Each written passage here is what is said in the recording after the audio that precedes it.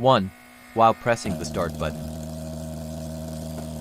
turn the nozzle valve to the left.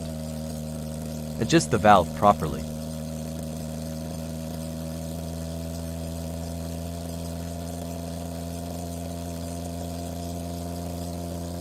Open the valve. Turn left solution valve slowly.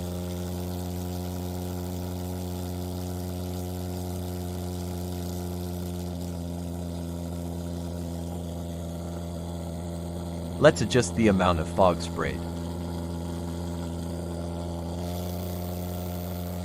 When you turn off the machine, close the valve.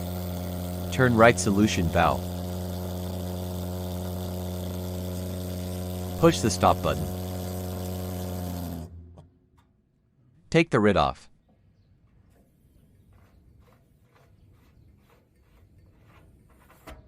After removing the pressure, close the lid.